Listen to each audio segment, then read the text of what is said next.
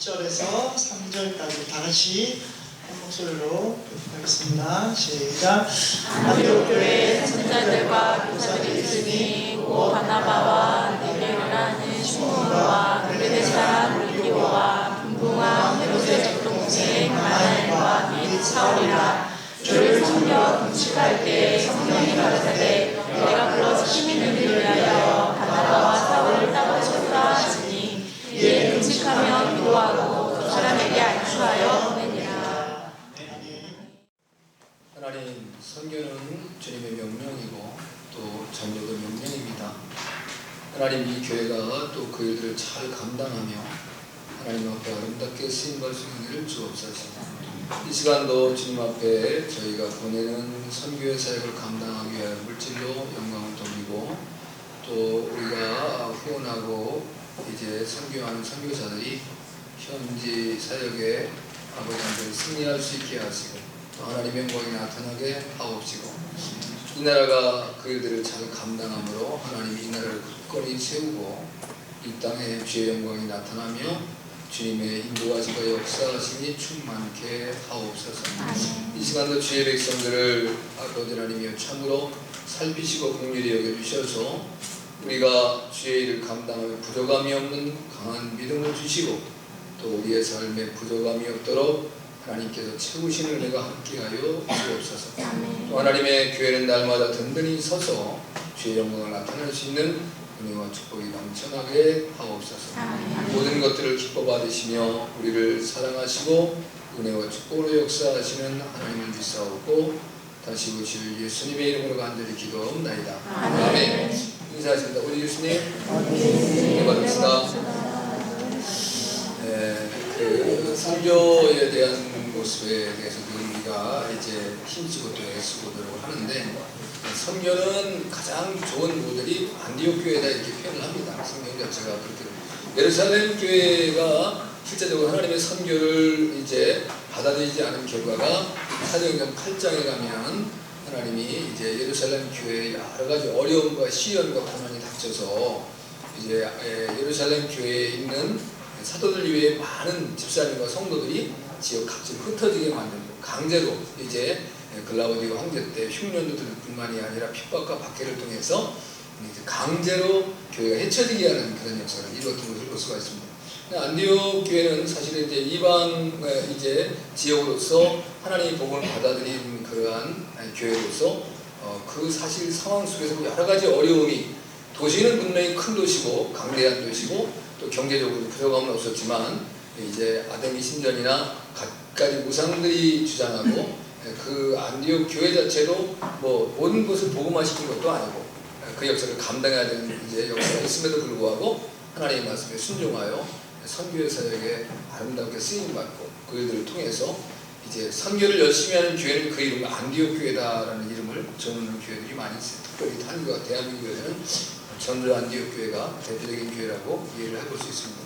안디옥 어떤 것이든지 이름이 굉장히 중요한데 그런 모습으로 해놨습니다. 그래서 우리가 선교를 안디옥 교회처럼 하는 것이 가장 이제 성경적이고 합당한 선교다 그런 측면에서 안디옥 교회처럼이라는 별칭을 세웠습니다. 오늘 이제 그 기본적으로 우리가 그럼 선교라는 것은 늘 우리가 이제 말씀도 뭐 한 달에 한 번씩 하고 이렇게 배워왔지만 선교라고 하는 개념 자체는 우리가 성령의 능력이 우선 필요합니다. 우리의 인간의 힘으로만이 선교는 불가능하다. 그러나 지리적, 문화적, 사회적 환경을 뛰어넘어서 이제 그 하나님의 생명의 복음을 증거하는 것, 그래서 영혼들을 살려내는 것을 선교라고 표현합니다. 그러니까 선교뿐만이 아니라 이제 전도라고 하는 개념 속에 사실은 선교가 포함된다고 볼 수 있는 것인데 전도는 이제 같은 지리적인 그리고 사회적인 문화적인 여건 속에 있는 지역에서 복음을 증거하는 것을 전도라고 표현하고 선교는 좀 더 확장된 것이죠. 그래서 넓은 마음을 가져야 되고 또 열린 마음을 가져야만이 가능할 수 있습니다. 왜냐하면 인종도 다르고 또 그리고 이제 추구하고 생각하는 것도 상당히 다르기 때문이죠. 많은 사람들이 이제 대한민국에도 세계 곳곳에 흩어져 살고 있기도 하고 그리고 또 이제 이민도 가고 하는데 많은 사람들이 우리보다 잘 사는 나라 그런 나라로 이민 가는 사람들 보면 부러워하잖아요. 그런데 부러워할 게 거의 없습니다. 이제 가면은 저는 이제 제가 어렸을 때 보니까 이렇게 미국에 가서 사시는 분들이 여름 휴가 때 보면 와가지고 폼나게 한국 일주일 지내고 가더라고. 돈도 팍팍 쓰는 것 같아 보이고, 야, 잘 사는 나라에 사는 사람은 생활이 다른가 보다. 사람의 모습이 다른가 보다. 나중에 알고 보니까 1년 내내 쉬지도 못하고 꼬박 고생해서 조금씩 모아가지고 그거 한국에 일주일 와서 폼나게 있다 가는 거예요. 근데 우리의 입장에서는 그분들은 늘 그렇게 사는 것 같아. 전혀 안 그래. 근데 이제 예를 들면 대한민국 우리가 같이 말이 통하는 이 대한민국 내에 살아가다 보면 내가 직장을 좀 잃어도 내가 좀 삶의 환경이 어려워도 어디 가면 이제 친척집에 가서 좀 잠시 얻어먹을 수도 있고 또 친구 집에 가서 좀 빌붙어 좀 살 수도 있는데 외국에 가면 그게 불가능합니다. 우선 언어도 안 통하고 가서 사는 게 보통 어렵고 그래서 기본적으로 아무리 한국 돈을 좀 가지고 갔든지 높은 관직에 있다 갔든지 무엇 좋은 어떤 학교를 다녀오고 뭐 이런 능력이 있다 갔다라고 하더라도 대부분 가가지고 영주권 얻기까지 생 고생의 고생을 다 하는 겁니다. 그래야 기본적으로 영주권이 있어야 하다못해 병원에 가도 이제 몸이 아픈 병원에 갈 수 있는 거예요. 미국이라는 나라가 정부 같지만 돈 없으면 내가 몸이 아파서 병원에 가면 낫는 걸 아는데도 병원에 못 가고 죽는 겁니다. 병원비가 없어서. 그래서 미국 같은 나라에는 제일 불쌍한 사람이 뭐냐면 죽을 때 장례비가 없이 죽는 사람이 제일 불쌍한 거예요. 그래서 이제 살아있는 동안에 어떤 방법을 통해서든지 자기 죽을 장례비는 준비해 놓고 그걸 주머니나 공청에 넣고 죽어야 그게 내 장례를 누군가가 치러줍니다. 그렇지 않으면 마지막에 사람 취급도 못 받고 세상을 끝나버리고 마는 겁니다. 그러니까 부러워할 거 없고 우리 대한민국에서는 계속 행복한데 문제는 그럼에도 하나님은 복음을 딴 것까지 전하라고 말씀하셨으니까 선교 사역을 감당해야 되는데 이제 안디옥 교회의 선교의 모습을 크게 네 가지로 대별해 볼 수 있습니다. 특징적인 것을 보면 첫 번째는 안디옥 교회는 희생하는 선교를 했다는 겁니다. 선교라고 한다는 것 자체가 희생입니다. 전도도 마찬가지고 내가 하나님을 사랑하고 하나님 안에서 믿음의 생활을 한다는 것 자체가 희생이에요. 세상 사람들 같이 내 안으로 내 걸 챙기고 내 것만 욕심을 내려고 하면 그 사람 믿음 생활하는데 실패하는 겁니다.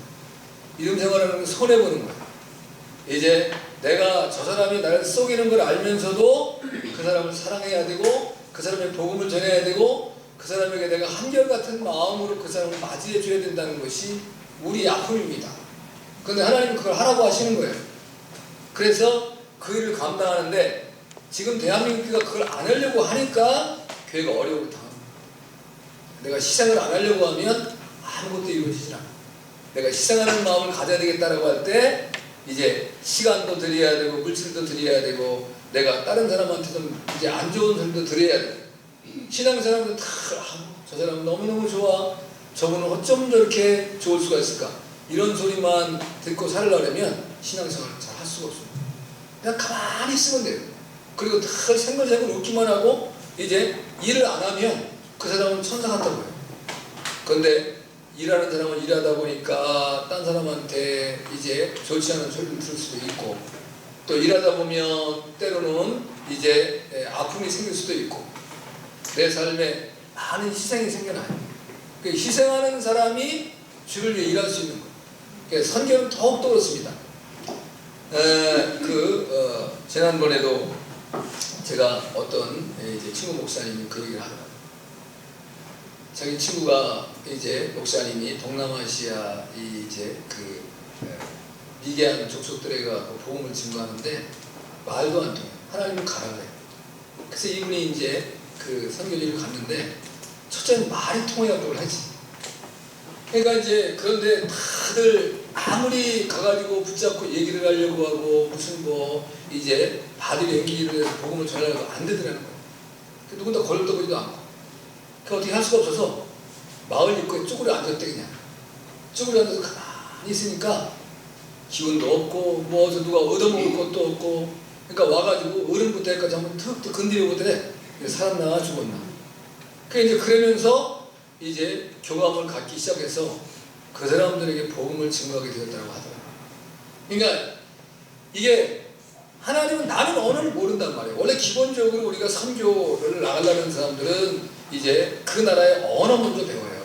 그냥 말이 통해야 되는 거니까. 이렇거나 저렇거나 내가 하나님의 복음을 증거하는데 말이 안 통하는데 어떻게 복음을 전하겠어요.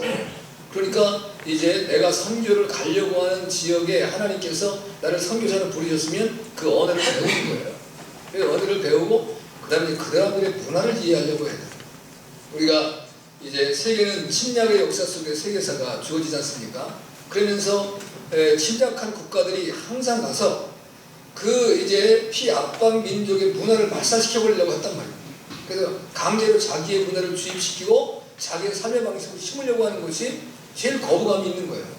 그 우리나라도 일제가 36년 강점기 동안에 첫째는 창씨개명하라, 그 다음에 단발령리하고 머리 깎거라. 이거 우리의 풍습과 문화인데 이거를 없애려고 하니까 그게 보통 어려운 게 아니에요. 근데 그래서 그거에 부딪히고 그게 안 되니까는 이제 강압적으로 다스리고, 그러니까 여러분이 뭐 일본 사람을 이렇게 그냥 언어를 말하지 아니하고 그냥 한국 사람하고 섞어놓으면 일본 사람 편해요? 편 못 나요. 어떻게 알아요? 어떻게 하겠어요? 그냥 동양이 거의 비슷한 사람들인데, 그런데 일본 사람 예뻐요, 미워요? 예쁘세요? 그냥 왠지 모르게 밉단 말이에요. 그 미운 마음을 어떻게 할 수 없는 거야. 내가 미운데, 내 마음이 미운데 그럼 어떻게 할 거냐. 우리 조상 선조들을 괴롭히고 어려운 점에서 내가 미운데 그 미운 거를 안 밉다라고 할 수 있으면 그건 가식이죠. 그럼에도 지금 대한민국이 일본 선교는 최고를 담당하고 있잖아요. 근데 미운 사람들도 하나님이 하라고 하니까 하시는 거예요. 한국의 많은 사람들이. 네? 그리고 뭐 한국 사람들은 연세가 좀 들으신 분들은 일본말 잘, 우리 어머니도 지금 90이 됐는데 일본말 하시라니까. 여기도 연세 들으신 분들 일본말 좀 하시는 게 있을 거예요. 다는 못하더라도, 왜냐하면 거기에 하다 보니까 일본말도 해야 됐었고, 이제 그 당시에 초등학교를 가면 거의 일본 선생님, 일본 선생님 아니에요? 그런 식으로 해왔는데, 우리 문화를 무너뜨리고 우리의 대한민국이라고 하는 역사적으로 5,000년 역사를 내려오는 전통들을 파괴시켜버리려고 하니까 문제가 생겨나는 거죠. 그러니까 서양 사람들이 선교에 실패한 것 중에 하나가 선교사에 들어오면서, 이게 뭐 다는 않았겠습니다만 이제 그 나라의 정보를 국가에 제공해 주는 겁니다. 그래서 침략사에 쓰임받는 거예요. 그래서 중국이 그렇게도 대국이 복음에 먼저 들어왔는데도 불구하고 저렇게 복음의 불모지가 된 것은 중국을 아편전쟁으로 만들었다. 그러니까 이제 일본 사람들이 대한민국 사람들을 무너뜨리기 위해서 이제 그 술과 도박을 일삼게 한 거 아니에요? 그래서 이게 무슨 뭐예요? 그거 뭐라 그래요? 그 화투를 뭐라고 하더라고요. 그 밑장이라고 그래요. 그게 일본 사람들이 만든 거라잖아요. 그래가지고 한국 사람들이 서로가 이제 똘똘 뭉치는 거를 이제 그걸 뭉치지 못하게 만들려고. 그래서 도박을 하게 만들고, 이제 또 술에 이제 쩔어 살게 만들고, 이런 것들을 이제 그분에 보급시키는 거예요. 그런데 중국 같은 데는 이제 아편을 가지고 사람들이 자기 정신을 가지고, 이게 아편이나 이런 게 얼마나 무서운 거예요. 제정신이 아니고 몽롱한 정신 가운데 이제 하게 만드는 거잖아요. 그리고 나서 그 나라를 침략하고 전쟁을 일삼고 강대한 나라들이 이제 이런 안 좋은 짓거리들을 실제로 해왔다는 것이죠.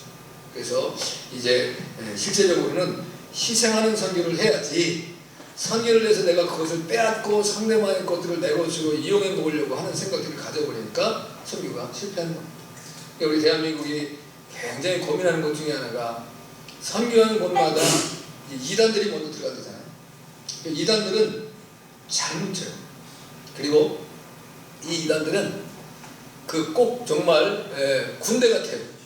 명령을 내리면 그냥 일사불란하게 움직여요. 그 얼마나 무서워요.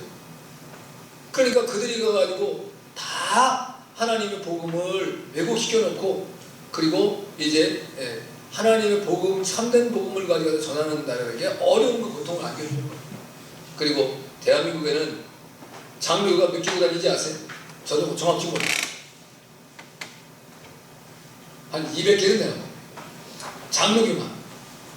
그래 이게 도대체 뭐가 어떻게 된 건지 모르겠어요. 왜 이렇게 많아야 되는지 몰라요. 아무튼 왜 이렇게 많아야 되는지 저는 잘 모르겠어요. 네.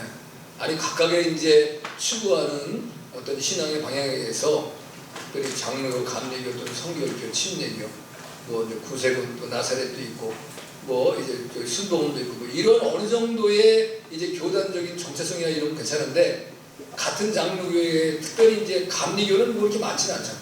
기독교 감리교회 또 그다음에 무슨 뭐 감리교회 또 있는 거 같아. 그 다음에 이제 그다음 뭐 침례교도 뭐 이제 그렇게 많지 않아. 근데 성결교도 그렇게 많지 않아. 근데 유독 장로교만 이렇게 몇백 개, 뭐 100몇십 개, 뭐 200개 정도 막 되니까 정신이 하나도 없는 거죠.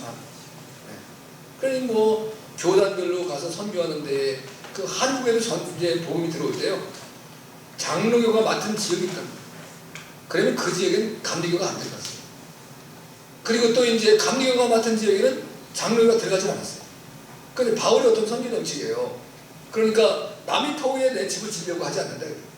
그리고 서로가 서로를 잘 인정하면서 복음을 전했기 때문에 대한민국에 들어왔을 때 복음의 역사는 아름답게 이루어졌거든요. 근데 우리는 그냥 그것도 없어요. 교단에서 예를 들면 이제 우리 장로교 이제 우리는 장로교 본산이잖아요. 이제 우리가 정통이니까 우리 이제 장로교가 어디 간다. 예를 들어서 이제 필리핀에 선교를 한다. 그러면 장로교 교단에서 그쪽으로 가면 돼요. 근데 교단 따로 교회 따로 엉망진창이에요. 그러니까 이제 이게 서로가 한국에 이제 복음을 들고 온 데가 어떻게 복음을 전하는지 제대로 정신을 못 차리는 거예요. 뭐가 뭔지 그거 안 된다.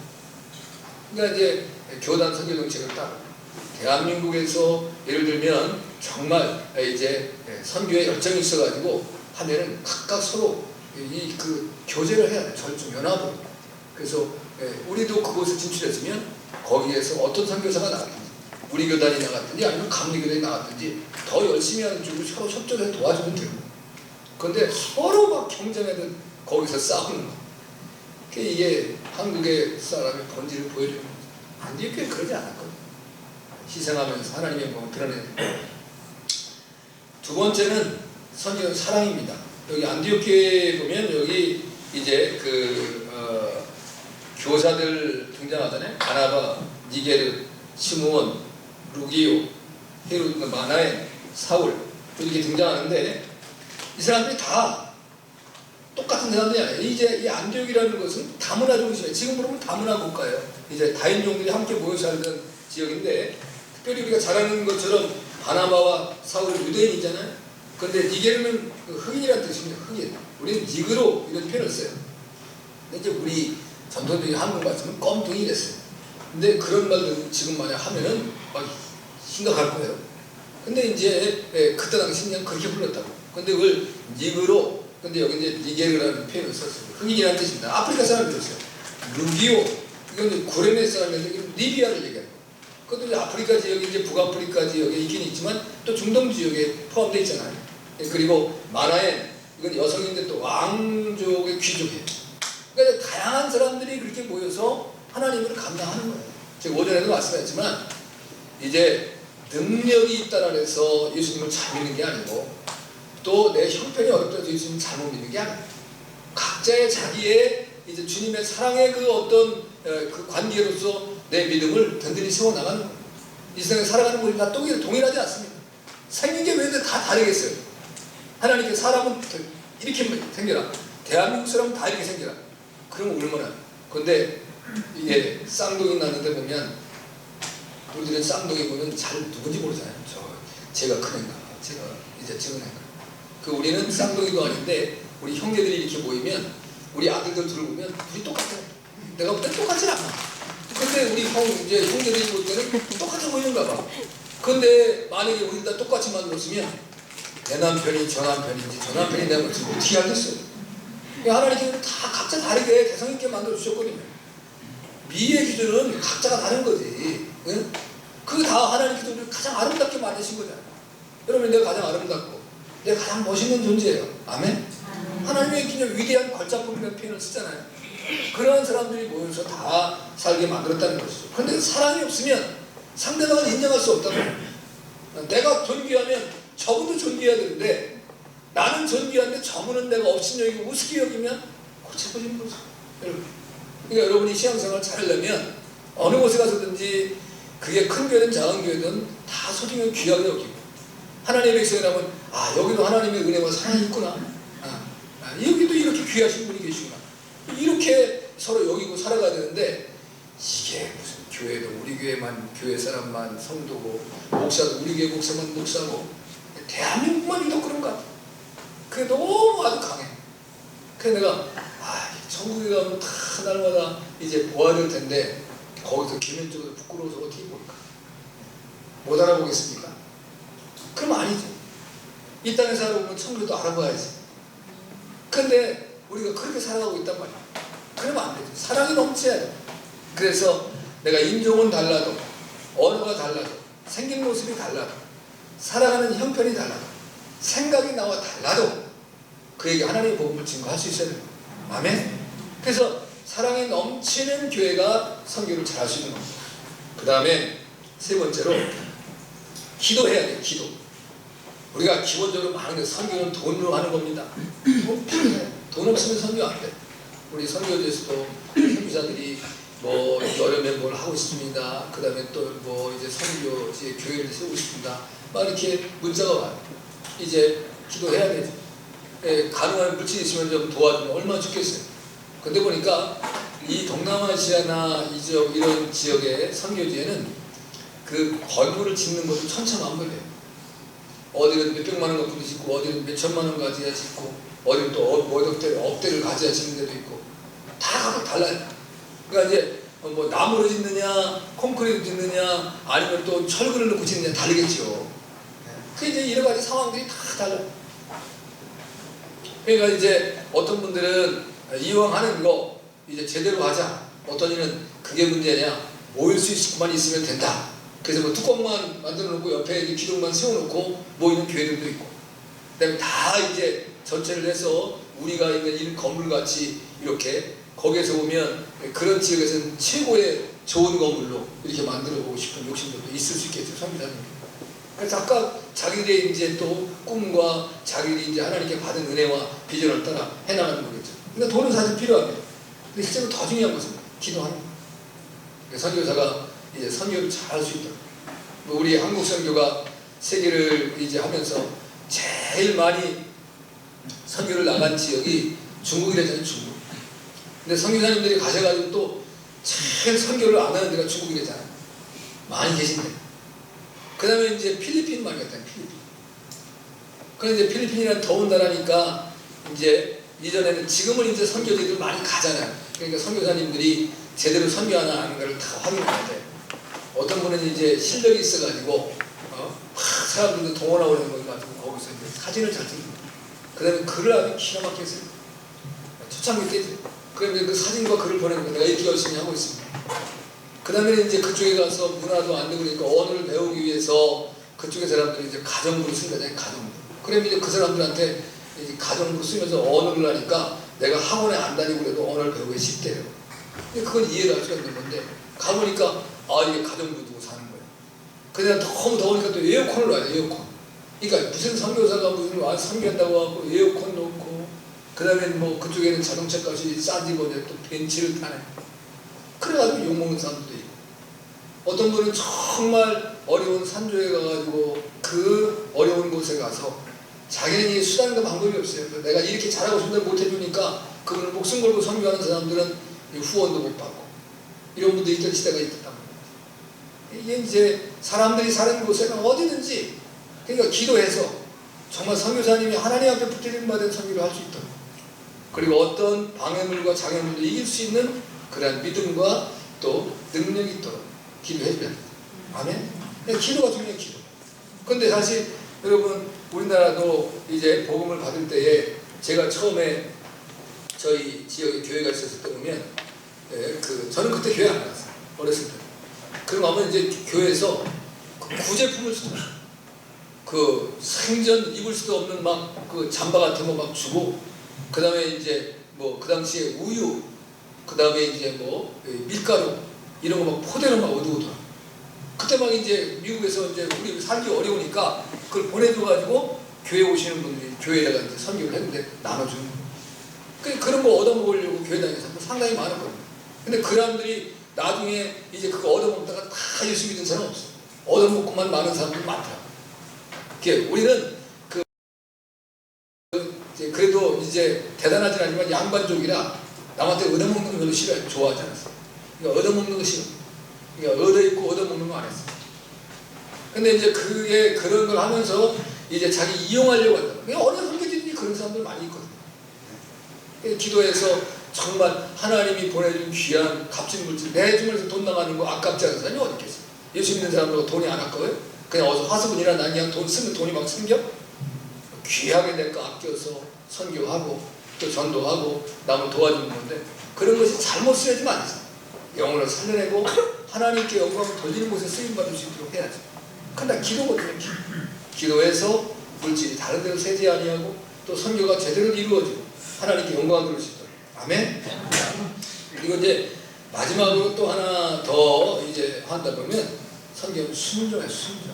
오늘 여기 보면 기도했다 그러잖아요. 그리고 마지막이 뭐냐면 3절에 보니까 두 사람이 안수하여 보내니라. 사실 안디옥 교회에 이제 바울과 이제 바나바가 먼저 뭐 담임 목사예요. 바울은 자기가 이제 데리고 온 거예요. 그러니까 바울은 이제 부목사 비슷한 거예요. 근데 이제 그 바나바는 얼마나 이제 교회에 하나님의 말씀을 잘 증거했겠어요. 또 바울은 이제 얼마나 잘 가르치는 역할을 감당했어요. 근데 이 바나바와 바울 이 두 사람이 안디옥 교회는 굉장히 필요하죠. 그래봐 1년 사역을 한 거예요. 근데 이 사람들 보내야 돼요. 근데 교회도 보내주고 본인들도 여러분 내가 이제 편안하게 하나님의 일을 감당하는데 어려운 데 가라는데 가고 싶은 사람이 뭐 어디 있겠어요. 편안한 게 좋지. 여러분이 날마다 주님을 따라가는 것이 어렵다라고 이제 힘겹고 어려운 길 주님 고난의 길을 걸어가라. 주님의 고난의 길 자체를 따라가라. 그리고 찬양도 얼마나 그런 복음 찬양들 많이 불러요. 불리면서 가슴이 뭉클하기도 하고 뜨거워지기도 하지만 너 그렇게 살아라. 그 좋아하는 사람이 몇이나 있어. 내가 그걸 본질적으로 알고 그렇게 살아야 된다는 건 느끼지만 네가 그렇게 살아. 그러면 그때 왜 나야? 딴 사람도 많이 있는데 이렇게 되지 자기가 된단 말이야. 다 그건 누구나 다 마찬가지야. 그런데 바나바와 바울은 이제 사울은 그게 순종한다. 교회도 우리 교회에 더 좋은 사람, 더 좋은 일꾼이 있기를 바라지 누가 더 우리 교회에서 좋은 일꾼 딴 데 보내고 우리 교회는 이제 좀 덜 좋은 사람들이 있기를 원하는 교회가 어디 있겠어요? 근데 교회도 그걸 기쁨으로 받아들인다 이거예요. 왜 하나님이 하시라고 했으니까. 그러니까 이제 바울도 복음을 증거하면서 사도행전 16장에 가보면 자기는 아시아 쪽으로 가려는데 하나님께 기도하는데 마게도냐에서 사람들이 막 환상 중에서 와서 도와라, 와서 우리를 도와주세요, 와서 우리를 도와주세요. 우리가 죽게 됐습니다. 그런데 그걸 듣고 난 다음에 어떻게 해요? 바울이 어디로 가요? 아시아로 가요? 아니면 이제 마게도냐 지역으로 가요? 마게도냐로 간다. 순종했어. 내가 내 계획 속에 마게도냐 없었어. 내가 그쪽에는 별 생각도 없어.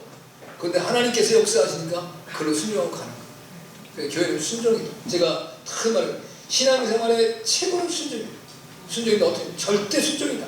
적당하게 순종하면 순종하는. 그래서 오늘 이제 안디옥 교회처럼 선교하게 되는 건데 첫째는 희생이 필요하고 두 번째 사랑이 있어야 되고 세 번째 기도해야 되고 그리고 마지막으로 순종해야 된다.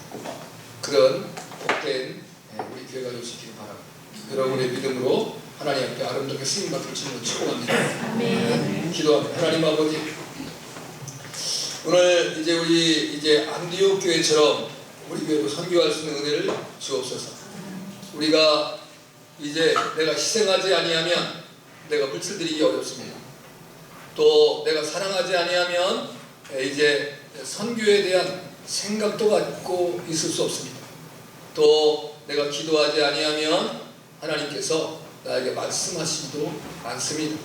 내가 기도함으로 그 일들을 감당하기 위해 물질도 아껴서 드리고 또 이제 세계의 수많은 하나님을 알지 못하는 불쌍한 영혼도 품을 수 있는 마음 주시고 또 기도함으로 하나님 내가 보내든지 나가든지 하는 선교들을 쉽게 도와주시고 하나님께서 뭐라고 말씀하시든지 그대로 순종할 수 있는 은혜가 교회 위에 넘쳐나고 저희 가운데 넘쳐날 수 있도록 축복해 주옵소서.